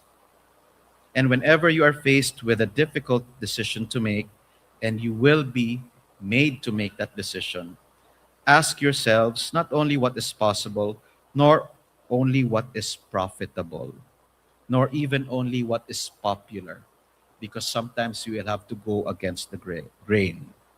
Ask instead, what kind of Philippines will this decision help build? I always tell my team, sa trabaho natin, because we're in government, we also have internal talks. And I'll be very honest with you. Some of my teammates, my staff, also question, they say, why is government like this? Why is government like that? All too often, we score government. And then I tell them, sinasabi ninyo na walang ginagawa ang gobyerno or kulang pa ang ginagawa ng gobyerno. Sabi ko, matanong nyo nga sa sarili ninyo, do you go to our office on time? Pag kayo ba ay gumagawa ng inyong policy paper or any submission, is it done excellently? Na pagbigay ninyo ay magandang-maganda na at hindi na kailangan i-edit ng i-edit ng i-edit. Kung tayo ba'y gumagawa ng programa, ini-ensure ba natin na lahat inclusive siya? In other words, are we also doing our part? And this is when I would like to take off and end the keynote for today. You know, sometimes it's very, very easy na bumitaw na lang. At ito yung, I'm very concerned about the generation. Napakadali pong bumitaw dahil pagod na tayo. Pero sa ginawa natin kanina, dapat alam natin na meron tayong katabi at kasama. That is the concept not just of being an individual, not just of being a person. That's the concept of being a citizen. You belong to the Filipino nation. You belong to the work that is ahead of us. Hindi po tayo pwedeng bumitaw. Dahil pag sabay-sabay po tayong lahat bumitaw, ano na pong mangyayari sa ating bansa? We can never sacrifice individual success with our collective failure. And this is where responsibility lies for people who are especially educated at a higher level. It is a huge responsibility, but something that we must take on. Again, sa ating mga kabataan na yon, never ever think that you cannot do anything of consequence. All too often, you say that you are just a drop in the ocean. Palitan po natin yan. I think the challenge for you is to think that you are an ocean in a drop, and when those oceans in those drops work together and make sure, demand the very best, not just from parents, from institutions, from government, but also of themselves, yung problema po natin masusolve. Pero kailangan po disiplina at kailangan align po ang ating dreams and visions. Individual dreams are great and we should all celebrate individual successes. But at this point in our history, our nation demands of us to dream together and to work together. Otherwise, we fail. But I think in this room and even beyond this room, the Filipino wants only one thing. The Filipino wants the Philippines to succeed so that all of us enjoys the blessings of a democratic republic. And that means tayo ay nabubuhay ng hindi salat, ng hindi takot na pag may bagyo, masisira ang ating buhay, kabuhayan at kinabukasan. We all want success, but we have to work for that success. We've done it several times individually. Our challenge now is to do it collectively nang walang humpay. Kung kaya ng ibang bansa, kayang-kaya ng Pilipinas. Maraming salamat po.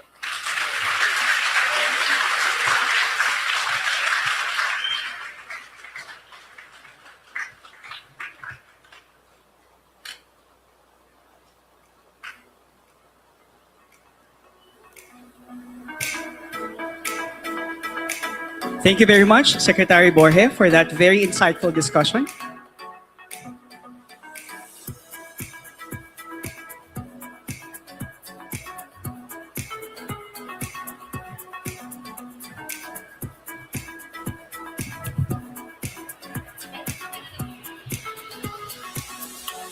We have now reached another interesting portion of our program, the open forum.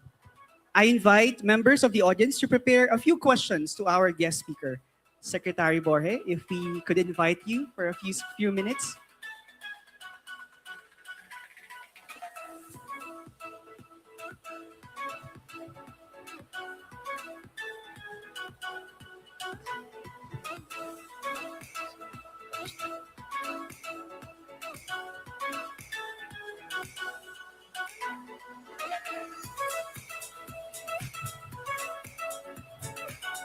Okay, so Secretary Borja, thank you very much for the many philosophical points that you have given us and for leading the important insights or important parts of the Climate Change Commission. Now, I have a few questions, and hopefully, while the audience is preparing, let me give you a few questions. I have seen how in your career, you have seen how climate change has been discussed in both global and local stage. But what is this single most important mindset shift that Filipinos should embrace if we want to shift from becoming reacting to climate interruptions to becoming resilient? Tayo na lang ako Yeah, if sure, it's sir. fine. You know, in all of my discussions in the country and outside of the country, two things pop up immediately. Magaling ang Pilipino sa pagplano. And you all know that. We all have a lot of plans. But I think we need to work on consistency and conscientiousness. Follow through na, you know, we're a very exuberant nation. We're very smart. How do I say this? Example, when I was growing up, I had a I was part of a choir. And then meron makikita kang naturally talented. And then meron yung may konting talent pero may disiplina. The naturally talented who did not have discipline did not have a career that prospered. Pero yung konting talent but disiplinado went on to have a successful career in Broadway. This is like Manny Pacquiao. Sabi nila I know I'm online and I hope I'm correct, but sabi nila when Manny was growing up, his contemporaries were also talented, equally talented. But si Manny Pacquiao daw had that discipline and the intelligence to keep on improving his technique. Now, why do I say this? We're a very creative country, and there's a lot of intelligence to be tapped, whether scientific or artistic. But the follow-through and the discipline is important.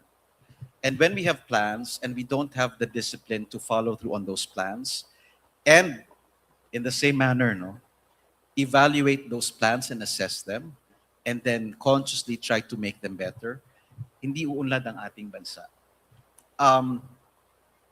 I also noticed that it's difficult for, and again, this needs research. Yung parang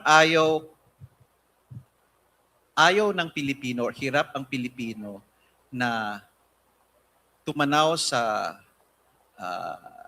look back to yesterday's events and assess it whether it was good, it was bad, but it could have been much, much better.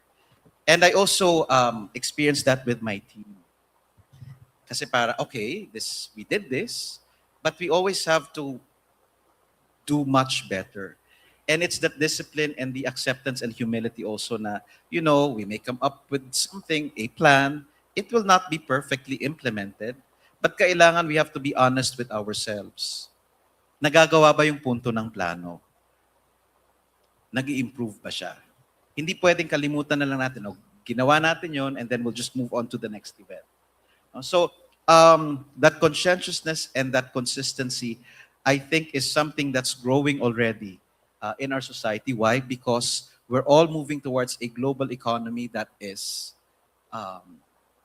dependent on knowledge.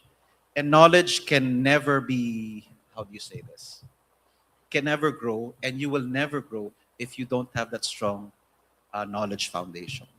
I just like to come up with a comparison. For example, we understand ang Pilipino sanay na sa ating mode of public transportation. These are the public transportations which walang time. Which we hail, kailan ba? Around 10 years ago.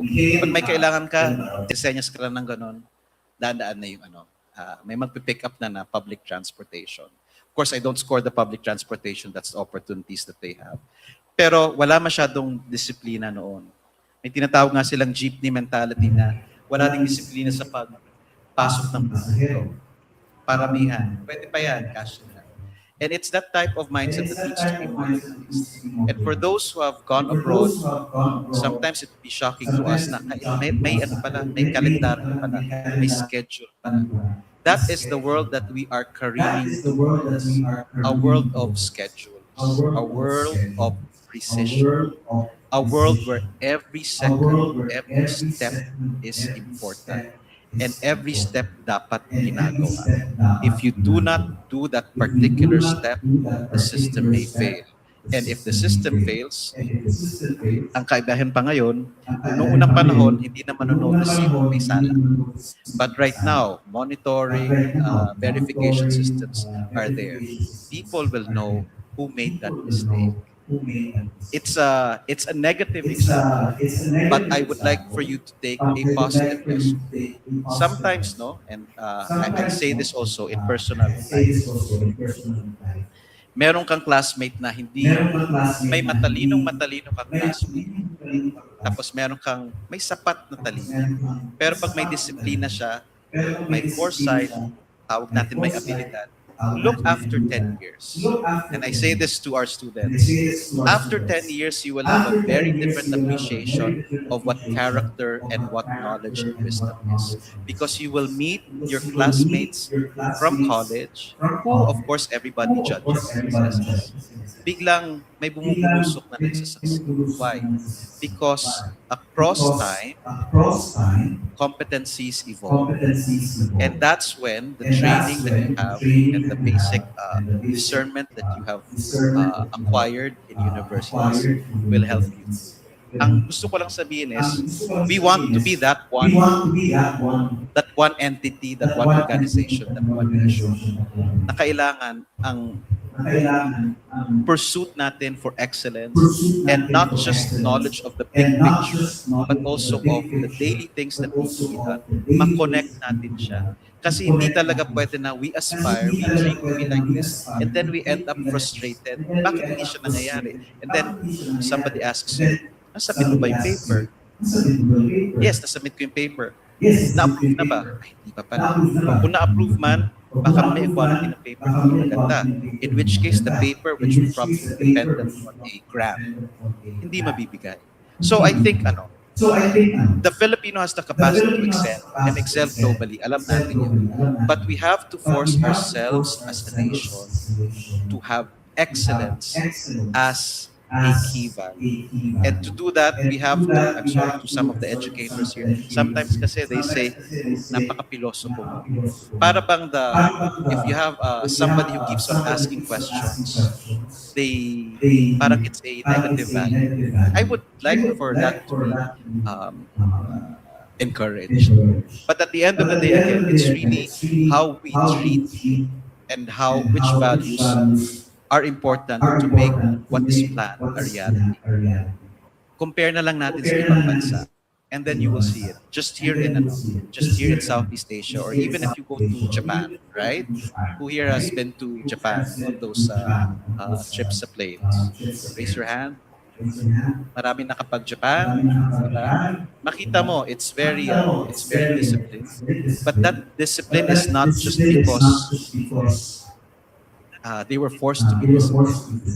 It was really part of our nation building. Sometimes the question is for history majors. Sometimes countries with the least resources end up in this day and age the most wealthy. Why? Because they had to work doubly hard. And they had to work extra hard to be better than everybody else. And I just want to address the group also. This is the globe we are a part of. It is interdependence, but it is also competition. Right now, you think of yourselves as students of Centro Escolar universities. When you graduate, the truth of the matter is, because of arrangements being done, because of negotiations, you will be competing against other Southeast Asian graduates for jobs that are offered somewhere else, but you don't even have to leave the country. It's a very, very different landscape. But if part of your DNA is the pursuit of excellence and you are conscientious and you do everything that needs to be done, then I think that will be a sure map towards success. Thank you. Thank you very much, Secretary. Do we have any questions from the audience? Sorry, I'll just stand. What I personally like about your discussion earlier is you emphasize that optimism is not enough, that judgment is very important. Right? Sometimes nga ho, if you're optimistic, delusional na siya. We all have to be very grounded kasi. Diba? So it's going to be part of your adulthood. And sometimes you will take a mental hit. But we've all gone through that. Because life will never be perfect for everybody. So take in all of the experiences and you will be wiser for all of those things. Again, we have to be anchored on truth and reality. Let us not be delusional. If you have questions po, I'm okay with it. I actually have one last question, sir, since they're still ready. You mentioned earlier that, well, actually based on research, there's a less fertility rate. I mean, more and more people are choosing to take or DIOK, dual income, no kids, dual income, but one kid only. So what does it have to do, or how does it impact the National Adaptation Plan's implementation, sir? Wow, different schools of thought yan when you jump up. But the Philippines has always been known to have that sweet spot. And that sweet spot is a very young, trainable, creative, communicative labor force. I don't necessarily agree with labor force, but it's one of the things that is going well for the country now. And based on studies, mababa na siya. So we're aging more rapidly than some of our neighbors, and that's going to affect the jobs that are being offered and also the quality of life. If we keep on doing that, and I don't want to make, of course, decisions, dahil decision nyo po yan kung ilang anak ang gusto nyo magkaroon. But there's something to be said for the circumstances and realities. Kaya nagkakaroon ng, kaya yung mga nagpapakasal ay kumukonte, yung mga anak ay kumukonte. I think because, tama po ba, you're also thinking, magastos, magpalaki ng anak. And you want to give the best to your child, of course. And that means that's incumbent on the part of our government to provide better services, right? Better education, better transportation, better health systems, better early warning systems para mas secure tayo, para our people can continue to pursue. Ganun na nangyayari eh. If we want our people to pursue their individual dreams collectively, we must have a higher baseline of the basic services that we have for them. Because you don't want your people to be worrying about paano ang sasakyan kung ano.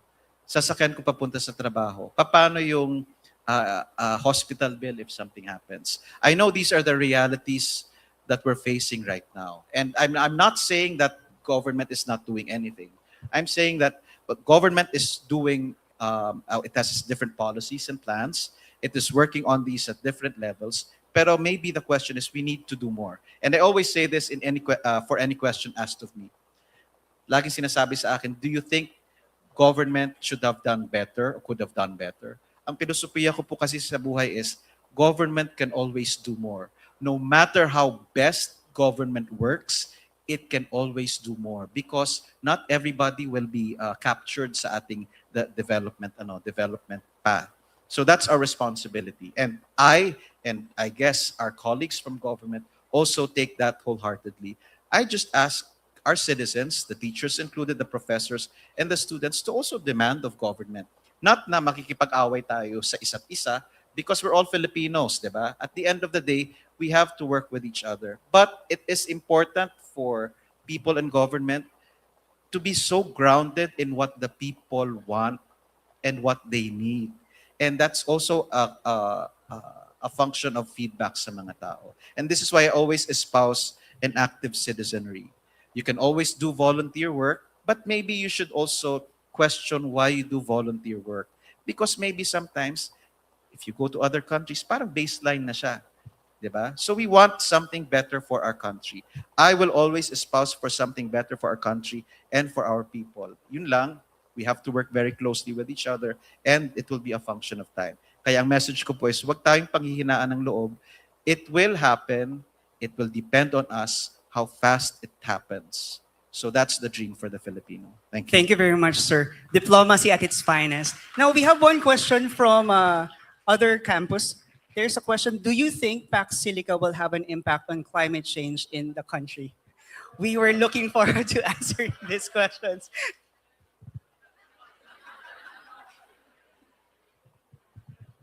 So you want me to give the lowdown? No. This is how it is. Every time a government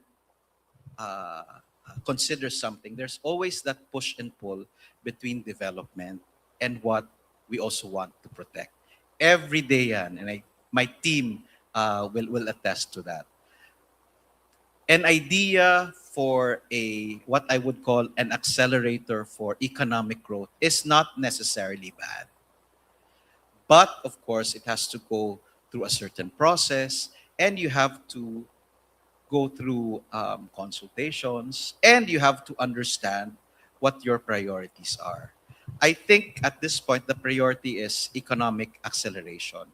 That is not incompatible with environmental protection. But it's always been one of the tensions. What's important is that our government should provide the safeguards for a particular policy decision or a project to happen. That goes for anything and everything, whether it's a nuclear power plant, whether it's the safeguarding of our Sierra Madre, whether it's to decide on whether development can happen in this place. That is always one of the tension. I will, if you want a good discussion on this, we can have what we call a track 2 setting to do this and expand on this. I know our audience already has a set idea on what it is. But ang question ko lang is, how well do we know the project that we are criticizing? Sometimes kasi, there are also other stakeholders. Maybe what we want and what we need at this point, because after all, CEU is a premier educational institution of higher learning. What we can do is look at the science and economics of it all and try to truly understand what it is. I'm not justifying the decision. I'm asking Filipinos to look at it with a scientific point of view. Talaga bang okay? Kasi in my experience in government, ilang levels kasi ang pinagdadaanan yan. A particular project will not be approved ng basta-basta na lang.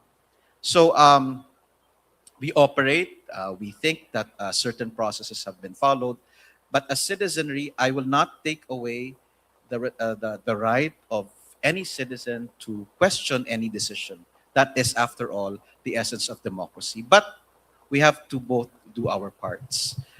If you want a more open discussion, I would be willing to do it. But as of now, as part of government, I'm asking you, maybe think about it also. Not just the simple pros and cons, but think of the many dimensions that it has.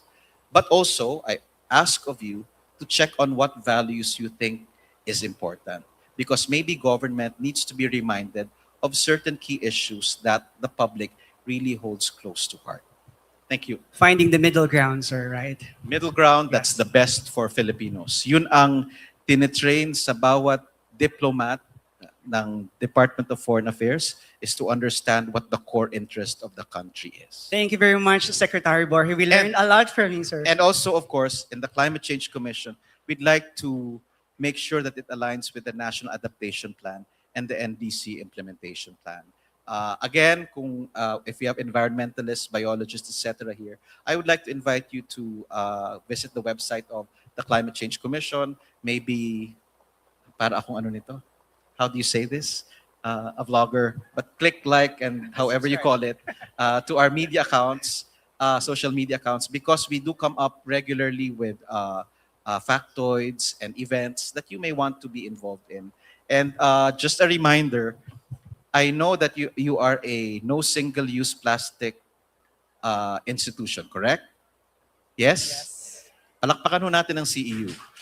Now, I also know that CEU and the students have some resilience projects, right?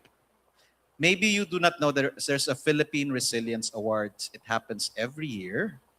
Tapos na ho yung call for this year, but for next year, pwede po kayong mag-apply. I would be the happiest person to find out that one of the awardees, kasi may category for youth kasi, I would be the happiest to find out if somebody from Centro Escolar University is going to be awarded, recognized as one of the awardees for the Philippine Resilience Awards. So sama-sama po tayo. Thank you very much. Ladies and gentlemen, Secretary Borge. Thank you, sir.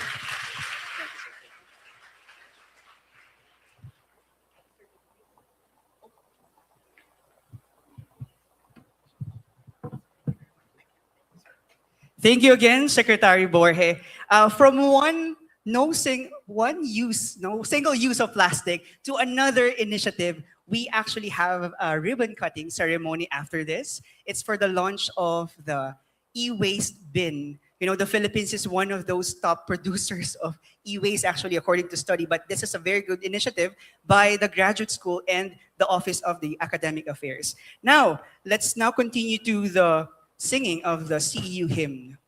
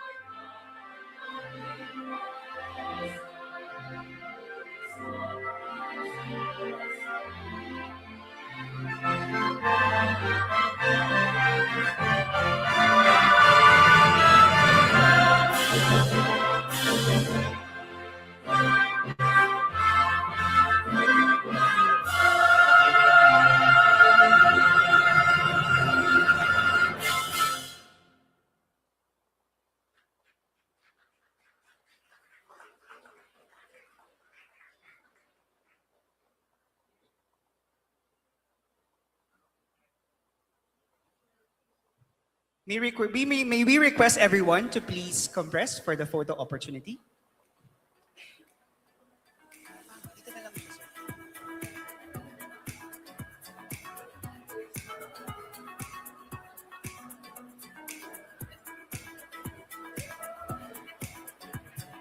To our singers, maybe you can come down to join the photo op. Bababa po tayo para sa photo op. Baba tayo.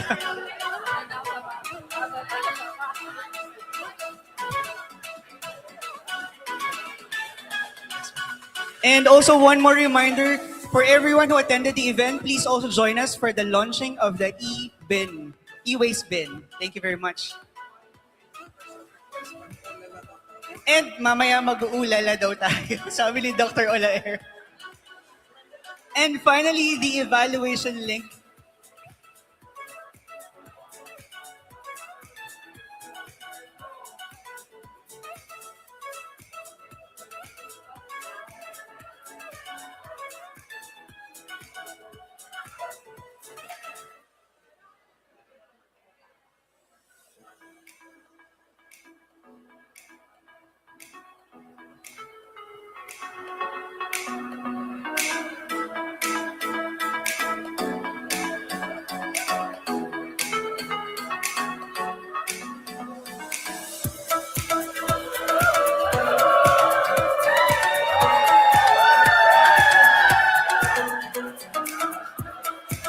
This has been your University Convocation 2026. Thank you very much.